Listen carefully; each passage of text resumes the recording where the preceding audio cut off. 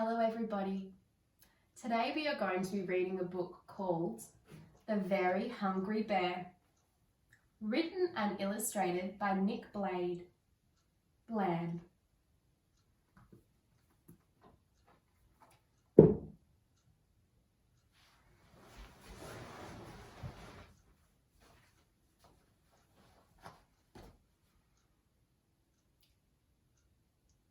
Hello everybody. Today we are going to be reading a book called The Very Hungry Bear, written and illustrated by Nick Bland.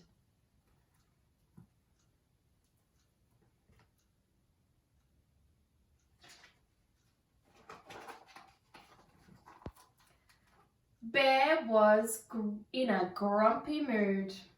He hadn't eaten any food, and he couldn't catch a single fish to cook. He'd been hungry since the break of day, and every fish had gotten away. Now suddenly something huge was on his hook. Yank! He cranked the handle round and round. He yanked the line and wound and wound.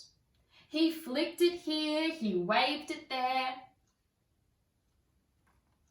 A hungry bear is very strong, so it didn't take him long to discover that he'd caught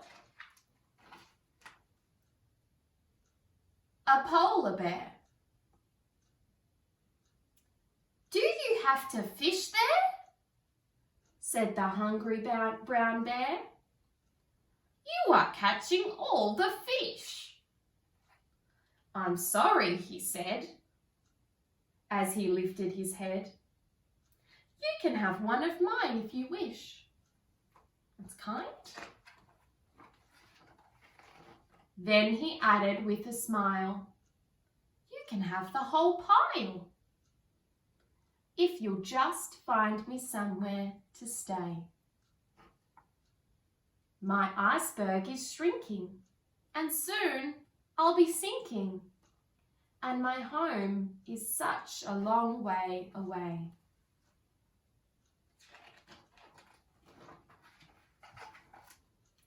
Now, a fish to a bear is like a chocolate eclair.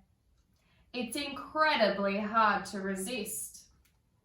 So the thought of a pile that would last for a while was an offer too good to be missed.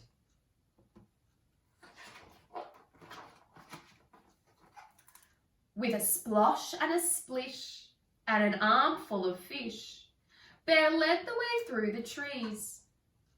"My cave's over there, and I'm happy to share.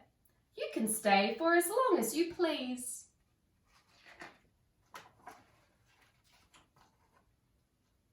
But this guest shook his head. "I'm so sorry," he said. "Whilst your cave is particularly nice, it's just a bit hot for this coat that I've got, and the fire is melting my ice." So they went to see Mole, and he dug them a hole, which was cooler, but just a bit small. I don't think he's going to fit down there.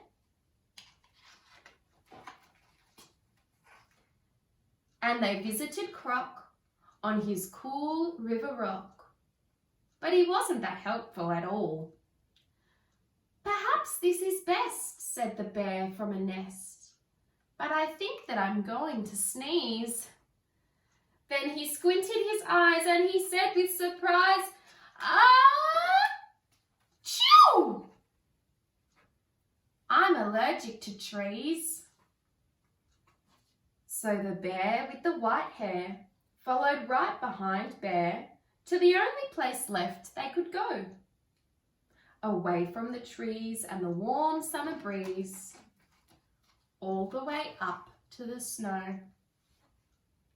They built him a home with an icy white dome, and Bear left a house-warming dish. With a smile and a wave, Bear went back to his cave. And he stopped on the way for a fish. He sounds like a very good friend.